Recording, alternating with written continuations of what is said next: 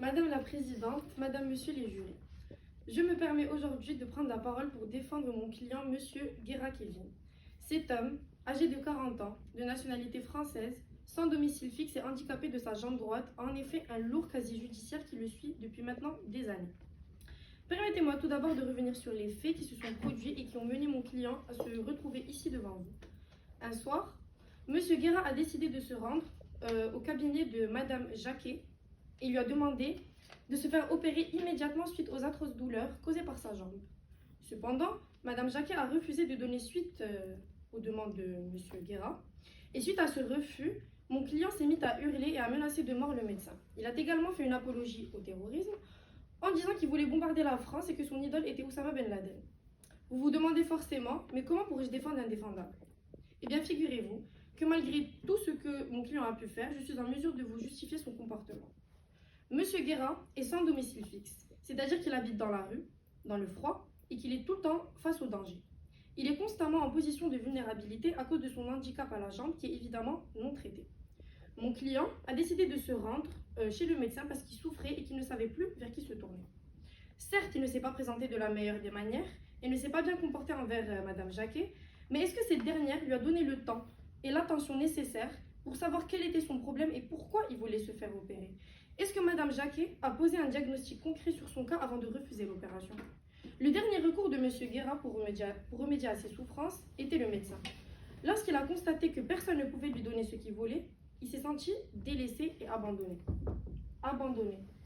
C'est pour cela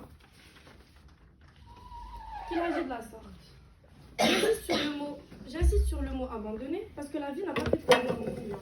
En effet, il a été abandonné par sa famille lorsqu'il était plus jeune et il s'est donc retrouvé en famille d'accueil, et pas qu'une seule. Plusieurs familles d'accueil qui l'ont malheureusement pas bien traité. Un peu plus tard, lorsque mon client s'est retrouvé à la rue et que personne n'était là pour lui, il a décidé de se tourner vers des associations pour demander de l'aide. Mais en vain, personne ne l'a aidé. Et il s'est encore une fois retrouvé abandonné. C'est à partir de ce moment-là que mon client a commencé à ressentir de la haine envers la France. Il se retrouvait tout seul et personne ne pouvait l'aider. À ses yeux, ses parents l'ont abandonné, son pays l'a abandonné et même le médecin ne pouvait pas l'aider. Je tenais à préciser également que mon client a vécu dans une famille d'accueil qui elle-même faisait de l'apologie au terrorisme. De par leurs valeurs et centres d'intérêt, M. Guéra s'est intéressé aux terroristes les plus connus et s'est laissé influencer par cette famille déstabilisée et déstabilisante. Mon client, ne sachant plus quoi faire sur le moment, a regroupé toute sa haine créée par ses traumatismes antérieurs et l'a utilisée contre Madame Jacquet. Il était tout simplement désespéré. Et pour finir, M. Guéra a été diagnostiqué comme étant souffrant de schizophrénie depuis maintenant quelques années. J'ai même demandé à un autre psychiatre de consulter mon client afin d'apporter une confirmation à son diagnostic. En effet, sa schizophrénie est apparue suite à ses traumatismes et à sa misérable vie. Mon client avait un traitement qu'il devait prendre tous les jours, mais ce dernier l'a arrêté quelques jours avant l'incident. Mais vous allez me dire, pourquoi a-t-il arrêté son traitement? Eh bien, laissez-moi vous répéter encore une fois qu'il est atteint de schizophrénie. Une maladie qui nécessite un suivi médical rigoureux, chose qu'il n'avait pas. Il suffit d'un oubli de sa part ou d'un manque d'argent pour acheter son médicament pour que la maladie reprenne le dessus et qu'il ne soit plus lui-même. Comment une personne qui n'a quasi aucun suivi médical, aucune aide et qui habite dans la rue est censée suivre son traitement pour traiter une maladie aussi grave? Monsieur Guéra était en pleine crise de schizophrénie au moment des faits et personne ne s'en est rendu compte parce que personne ne lui a accordé le temps nécessaire pour s'occuper de lui.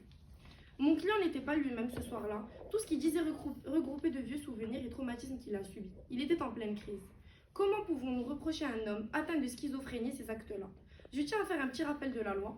D'après l'article 122-1 du Code pénal, n'est pas pénalement responsable la personne qui était atteinte au moment des faits d'un trouble psychique ou neuropsychique ayant aboli son discernement ou le contrôle de ses actes. Et c'est pour toutes ces raisons-là que je vais conclure ma défense en plaidant et en invoquant la folie. Je demande à ce que mon client soit débouté de toutes les revendications de la partie adverse et qu'il se fasse interner dans un hôpital psychiatrique et non d'être incarcéré, afin qu'il puisse bénéficier de l'aide sociale et sanitaire dont il a besoin. Voilà.